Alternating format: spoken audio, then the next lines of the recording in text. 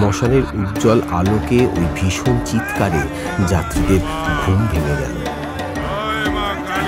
মা জেগে উঠল, বৃদ্ধ জাগলেন, দলের সকলে জাগল। মা কাদম্বিনী দেখলেন তার পুত্র তার কাছে নেই।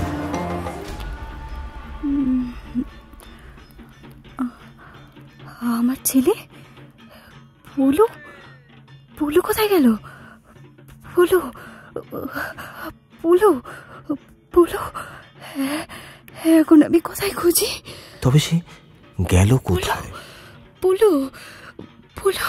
পাগলের মতন ঘুরে সে মন্দির প্রাঙ্গণে এসে দেখল ভীম দর্শন লাঠি হাতে একজন লোক প্রাঙ্গণে উন্মাদের মতো নৃত্য করছে আর জয় কালী জয় কালী রবে চিৎকার করছে। জয় মা, জয় মা কালী।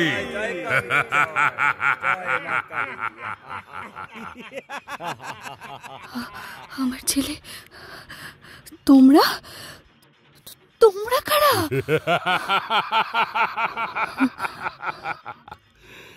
ওই দেখ, তোর ছেলেকে পুরুত মশাই চান করিয়ে নিয়ে আসছে মায়ের কাছে, তাকে আমরা বলি দেব।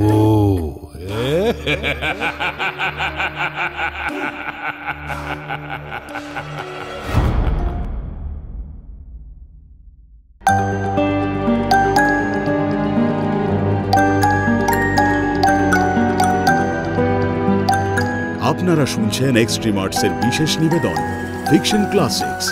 বাঙালি শুধু সিনেমা দেখে না, সিনেমা শোনেও।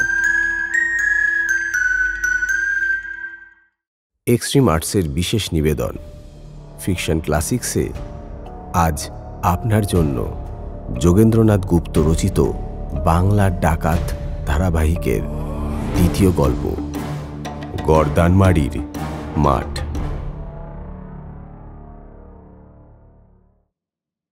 বর্ধমান জেলায় অট্টহাসের মন্দির। মন্দির বলতে ইটের ছোট্ট একটা ঘর, চারিদিকে গভীর বন, ডাকাতের কালী, পাষাণ নির্মিতা মূর্তি, ভীষণ দর্শনা। যেই সময়ের কথা বলছি সেই সময়ের লোকজনের বসতি বেশ দূরে ছিল। ভয়েও কেউ সেদিকে, সেই বনমধ্যস্থ মন্দিরের দিকে পা বাড়াত না। তেপান্তরের মাঠের একপাশের বিভীষিকাময় অরণ্যের মধ্যে সেই মন্দির। মন্দিরের সম্মুখে বিরাট দিঘি, দিঘির পাড়ে তাল গাছের সারি এবং অন্যান্য বড় বড় বুনো গাছ আকাশ ছুঁয়ে আছে। অট্টহাসের পাষাণী কালী জাগ্রতা দেবী, লোকের সকল বাসনা পূর্ণ করেন তিনি, বিশেষত ডাকাতদের।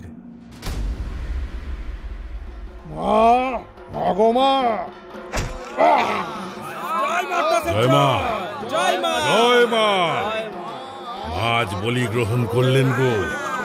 জয় মা, জয় মা অট্টহাসের জয়, জয় মা অট্টহাসের জয়। মায়ের কাছে নরবলি দিয়ে তবে তারা ডাকাতি করতে বেরোয়। দূর দূরান্ত থেকে স্ত্রীলোকেরা আসে সন্তান কামনায়। পুজো দিয়ে মায়ের আশীর্বাদ নিয়ে তারা বাড়ি ফেরে। কামনা তাদের পূর্ণ হয়। গর্দানমারির মাঠ দিয়ে মায়ের মন্দিরে যাবার পথ। সেই পথে যে যায় সে আর গর্দান নিয়ে ফেরে না। শত শত লোকের গর্দান গিয়েছে ওই মাঠে। লোকে তাই সেই তেপান্তরের মাঠের নাম দিয়েছে গর্দানমারির মাঠ। এই মাঠের আশেপাশে ডাকাতের দল নানা ছোট ছোট দলে বিভক্ত হয়ে মাঠে ঢুকবার পথে যাত্রীদের জন্য অপেক্ষা করত। দূরের যাত্রীদের ভুলিয়ে নিয়ে যেত আশ্রয় দেবার অছিলায়। বেহারি বাগদি ছিল গর্দানমারির মাঠের এক দুর্দান্ত ডাকাত। সে ছিল ঠ্যাঙারে। অদ্ভুত ছিল তার শক্তি। তার ঠ্যাঙার আঘাতে অনেকে প্রাণ দিয়েছে। তার দলে ছিল অনেক লোক, দেশের লোক, তবে বেশিরভাগ ডুমুরদহ, চন্দননগর, সোমরা, হালি শহরের লোক। দলে আরও ছিল বিহারি, হিন্দু ও মুসলমান। অট্টহাসের মন্দিরে নিঃসন্তান মায়েরা যেমন মায়ের কাছে সন্তানের কামনা করত, তেমনি ছোট ছোট ছেলেদের চুলও মানত থাকত। দেবীর কাছে চুল দিতে লোকেরা আসত।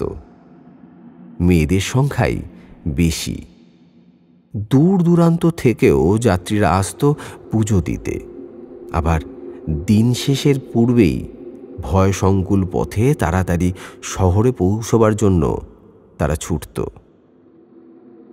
গর্দানমারির মাঠ নাম শুনলে লোকে শিউরে উঠত। প্রতি অমাবস্যার রাত্রে দূরের গ্রাম থেকে লোকেরা শুনতে পেত ঢাকঢোলের গভীর বাজনা। তারা বুঝত মা অট্টহাস আজ নরবলি গ্রহণ করলেন। কিন্তু সাহস করে সেই সময় মন্দিরের দিকে কেউ যেত না। একটা করুণ চিৎকার, হাহাকার ধ্বনি আর ডাকাতদের মুখের চিৎকার, জয় মা কালী রব, ধ্বনিত হতো আকাশে বাতাসে।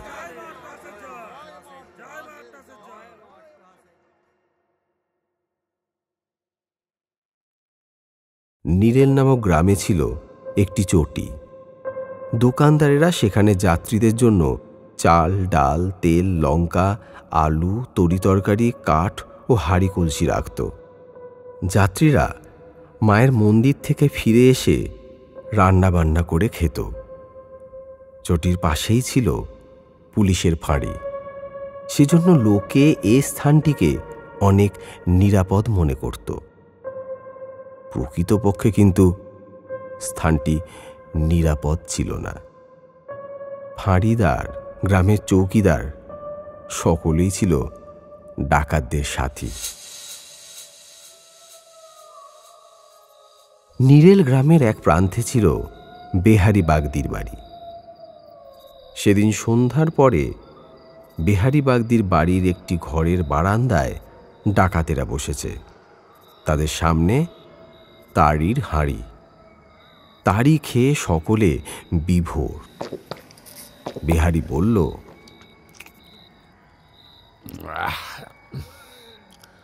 কোন শিকার তো জুটছে না রে কালী। সর্দার, মাঝে রক্ত চান, অন্তত একটা নরবলি না দিলে চলবে না যে।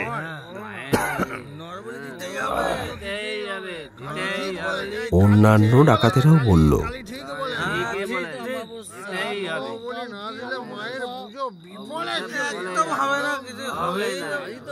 হ্যাঁ, তাই তো। একটা নরবলি দিয়ে মাকে কাল তুষ্ট করতেই হবে, নয়তো মারুষ্ট হবেন। বেহারি সর্দার বিরক্ত হয়ে বলল,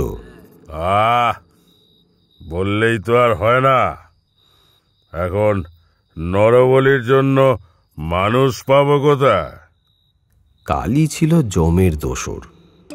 ভীষণ তার আকৃতি। এমন কুৎসিত চেহারা, বলিষ্ঠ দেহ, রাক্ষসের মতন বড় মুখ ও রক্তবর্ণ চোখ বড় একটা দেখা যায় না। তাকে দেখলে অতি বড় শক্তিশালী লোকও ভয় পেত। সেই কালী বলল, সেভার আমার উপরে ছেড়ে দাও সর্দার। বিহারী আনন্দে চিৎকার করে বলল, এই তো চাই, ধন্যি তুই মায়ের বেটা।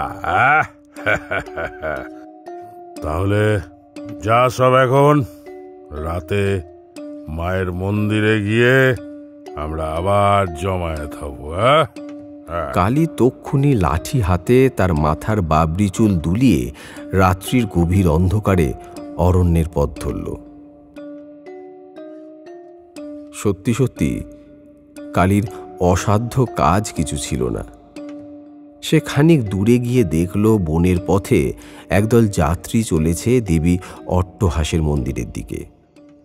যাত্রীদের মধ্যে স্ত্রীলোক ৫-৬ জন, একজন বৃদ্ধ পুরুষ, আরেকটি ১২-১৩ বছরের সুশ্রী বালক, তার মায়ের একমাত্র সন্তান।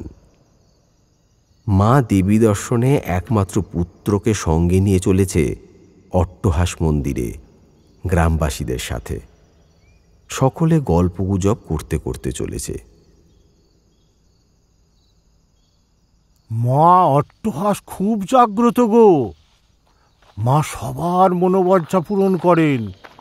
মন দিয়ে মাকে যে ডাকে মা তাকেই কৃপা করেন।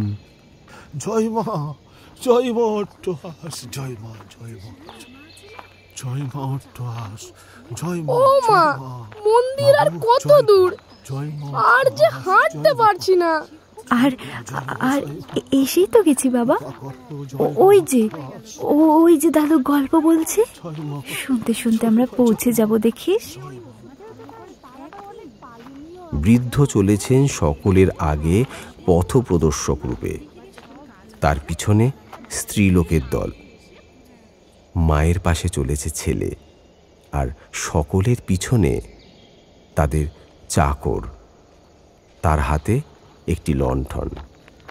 এই দেরি করো না, দেরি করো না, সব একটু জোরে জোরে পা চালাও তো দেখি। এই চলো চলো চলো চলো চলো।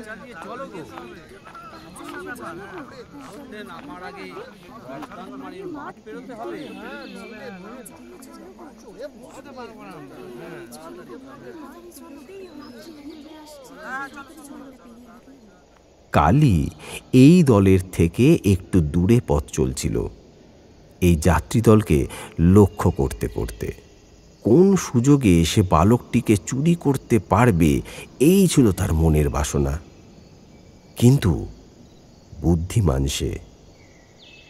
ফাঁড়িদারের এলাকার মধ্যে এমন একটা ভয়ানক কাজ করলে কখন কি বিপদে পড়তে হয় সে ভয় যে তার একেবারে ছিল না, তা নয়।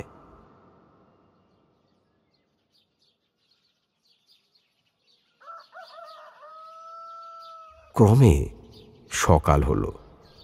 দলের লোকেরা নিরেলের চটিতে আশ্রয় নিল এবং তারপর আবার পথ চলা শুরু করল। কালী এইবার বিহারী সর্দারের বাড়ি এসে বলল, সর্দার, আর কোনো চিন্তা নেই, বলি প্রস্তুত। মা কালী নিজের বলি নিজেই জুটিয়েছেন, আমি মায়ের বলি আনবই। এই তোমাদের বলছি, একটা দল যাচ্ছে দেবী অট্টহাস মন্দিরে পুজো দিতে। তোমরা সব পুজোর আয়োজন করে ওই দলের সঙ্গে বেড়ে যাও। বিহারী রক্ত চক্ষু ঘুরিয়ে বলল, বেশ, তাই হবে। তবে দেখিস, শেষটায় যদি বলি জোগাড় করতে না পারিস, তবে মার অভিশাপে আমাদের সবাইকে নির্বংশ হতে হবে, সেটা জেনে রাখিস। শুনে কালী বলল, কি যে বলো সর্দার, কালী যে কাজে হাত দেয় তার একটা ফয়সালা না করে ছাড়ে না। কিছুক্ষণ পর দেখা গেল একদল যাত্রী চলেছে মন্দিরের দিকে। সঙ্গে সঙ্গে ঢাক ঢোল বাজছে, যেন মহোৎসবে মেতে ভক্তদল ছুটে চলেছে। অল্প কিছুকাল পরেই অন্যান্য পূর্বাগত দলের সঙ্গে তাদের সাক্ষাৎ হল। পূর্বের যাত্রীদলও এমন একটি বিরাট দলকে পেয়ে মনের আনন্দে নিশ্চিন্ত মনে দেবীর মন্দিরের পথে এগিয়ে চলতে লাগল। রাত্রির প্রায় 2 প্রহর হবে এমন সময় সকলে অট্টহাস মন্দিরের প্রাঙ্গণে এসে পৌঁছল। যাত্রীদল যাত্রীদের নির্দিষ্ট স্থানে গিয়ে আশ্রয় নিল। পরদিন মধ্যাহ্নে হবে মায়ের পুজো। ক্রমে রাত্রি গভীর হতে লাগল। যাত্রীরা নিশ্চিন্ত মনে শুয়ে পড়ল। কারোর মনে কোনো বিপদের আশঙ্কা হয়নি, বরং ওই নবাগত যাত্রী দলের বৃদ্ধটির সঙ্গে তাদের আলাপ জমে উঠেছিল। বৃদ্ধ বললেন, আসলে ওই ছেলেটি গ্রাম সমাজে আমার নাতি হয়। খুব অভাবের সংসার। ওই মা ছাড়া কেউ নেই বেচারির। কয়েক কাঠা এক ফসলি জমি, আর ছেলেটি মাছ ছড়কা কেটে কিছু আয় রোজগার করে আর কি। এইভাবে গল্পগুজবের পর শ্রান্ত অবসন্ন দেহে সকলেই ঘুমিয়ে পড়লেন। মাও পুত্রকে বুকে টেনে নিয়ে ঘুমিয়ে পড়ল। নিশীত রাত্রে হঠাৎ ঢাক ঢোল বেজে উঠল। শঙ্খধ্বনি হতে লাগলো।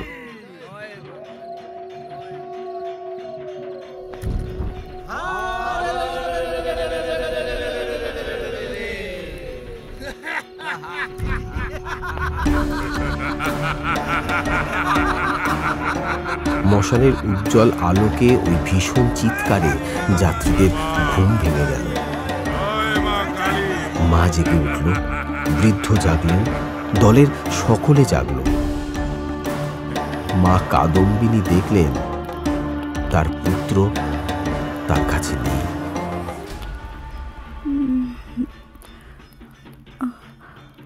আমার ছেলে পুলু, পুলু কোথায় গেল?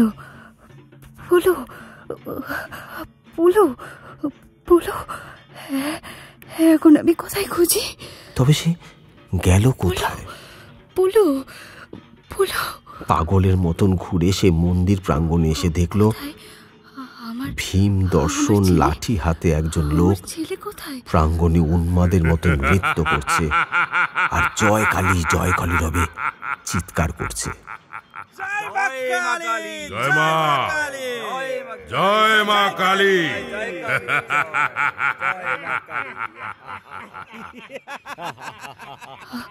আমার ছেলে, তোমরা তোমরা কারা?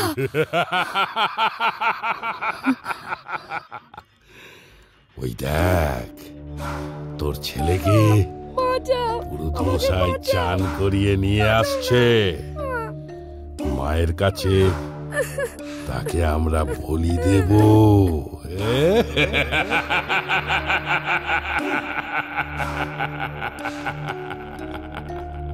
চিৎকার করে উঠল ব্যথিতা মা। না না না, এই হতে পারে না। না না, বৎসার কি হলো? ছাড় বলছি। ওই দুঃখিনী মায়ের একমাত্র ছেলেটাকে ছেড়ে দাও, ছেড়ে দাও, ছেড়ে দাও। তোমাকে দুটো পায়ে পড়ি, ছেড়ে দাও, ছেড়ে দাও। বৃদ্ধের কাতরোক্তি কে শুনবে? বলি যদি দিতে হয় তাহলে আমাকে দাও, আমাকে বলি দাও, আমাকে বলি দাও। তো ওই ডাকাতরা বৃদ্ধকে বেঁধে মন্দিরের বারান্দায় ফেলে রাখলো। সঙ্গে স্ত্রী লোকেরা কাঁদতে লাগলো। এদিকে পুরোহিত মন্ত্র পড়লেন। ওম কালবদনী কালিকে পাপহারিণী জয়ন্তী মঙ্গলাকারী ওম ক্রিং কালিকে স্বাহা। দীর্ঘ খড়গখানিতে সিঁদুর ও রক্তচন্দন লেপে দিলেন। কালিকে পাপহারিণী জয়ন্তী মঙ্গলাকারী ভদ্রকালী কপালিনী ওম ক্রিং কালিকাই স্বাহা। বলির জন্য বালককে মন্ত্রপুত করে বলিদানের জন্য এনে যূপকাষ্ঠের মধ্যে বন্দি করলেন। ঢাকঢোল দ্বিগুণ বেগে বেজে উঠল। ধূপ ধুনায় চারিদিক অন্ধকার হয়ে গেল। মা গো মা, দেবী অট্টহাস, আমাদের রক্ষা করো মা গো, আমাদের রক্ষা করো। এবার মায়ের বলি সম্পন্ন হবে। হতভাগিনী মা সবলে ডাকাতদের বাহুবন্ধন ছিন্ন করে পাগলের মতন ছুটে আসলো এবং যূপকাষ্ঠে বন্দি পুত্রকে জড়িয়ে কাঁদতে কাঁদতে বলতে লাগলো, জগৎ জননী মা গো, করাল বদনী মা, তুই দয়া করে আমার একমাত্র সন্তানকে ভিক্ষা দে। রক্তই যদি চাস তবে আমার রক্ত নে, তুই আমাকে বলি নে। দয়াময়ী মা গো, দয়া কর মা, দয়া কর।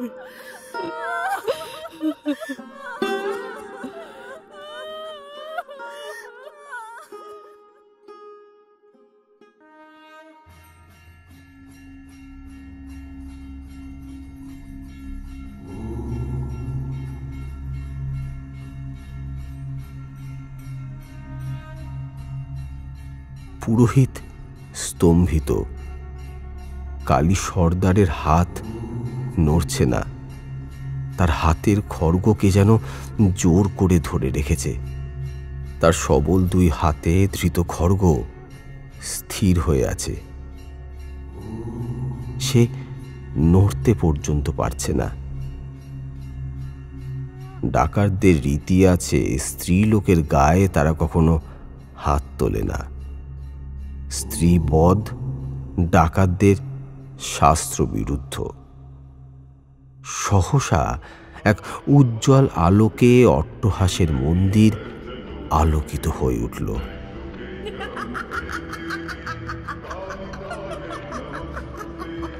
ডাকাতেরা সবিস্ময়ে দেখল দেবী অট্টহাস হা হা হা হা অট্টহাসে চারিদিকে ভীতি সৃষ্টি করে ছুটে এসেছে এবং সে যূপকাষ্ঠ নিবদ্ধ ছেলেকে মুক্ত করে দিয়েছেন।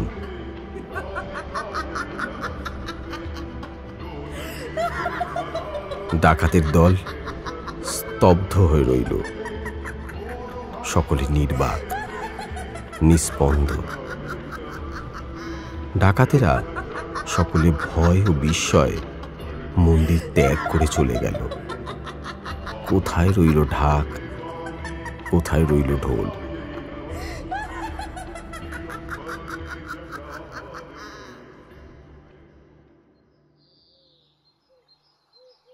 প্রভাতের আলো যখন চারিদিক উজ্জ্বল করে দিল, তখন সেই যাত্রীদল যেন জ্ঞান ফিরে পেল। বৃদ্ধ যাত্রী বাইরে এসে দেখলেন মায়ের আলিঙ্গনে পুত্র শান্তিতে ঘুমিয়ে আছে। বৃদ্ধ ভক্তি ভরে দেবীর পদতলে লুটিয়ে পড়লেন। মা মা রবে কাঁদতে লাগলেন। মা গো মা, মা গো মা, করুণাময়ী মা আমার, তোর করুণা, তোর মহিমা। এই আশ্চর্য ঘটনার কথা দিকে দিকে ছড়িয়ে পড়ল। সেদিন থেকে দেবী অট্টহাসের মন্দিরে নরবলি বন্ধ হয়ে গেছে। ডাকাতের দলও সেই মন্দিরে আর পূজা দিতে যেত না। জগন্মাতার পূজা বলতে গেলে বন্ধই হয়ে গেল। মন্দির একরূপ পরিত্যক্ত হল এবং কালক্রমে ভীষণ জঙ্গলে তা ঠেকে ফেলল। অলৌকিক এই কাহিনী ওই অঞ্চলের সর্বত্র প্রচলিত আছে।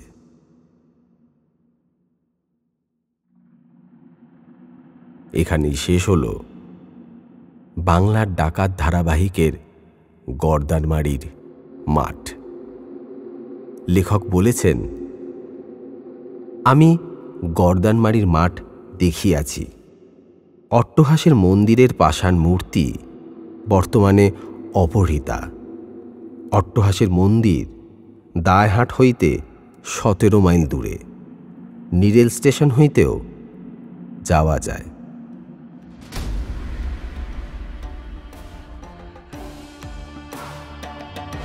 শুনছিলেন ফিকশন ক্লাসিক্সে বাংলার ডাকাত ধারাবাহিকের আজকের গল্প গর্দানমারির মাঠ। রচনা যোগেন্দ্রনাথ গুপ্ত। গল্প পাঠে রূপম রায়। ডাকাত সর্দারের ভূমিকায় সৌগত বন্দ্যোপাধ্যায়, কালী সর্দার বিকাশ, কাদম্বিনী অভিষেতা, বৃদ্ধ সলিল চ্যাটার্জি এবং অন্যান্য চরিত্রে প্রশান্ত কর্মকার, বনানী গোস্বামী, বিকাশ, পারিজাত ও মা অট্টহাসের চরিত্রে শ্রাবণী।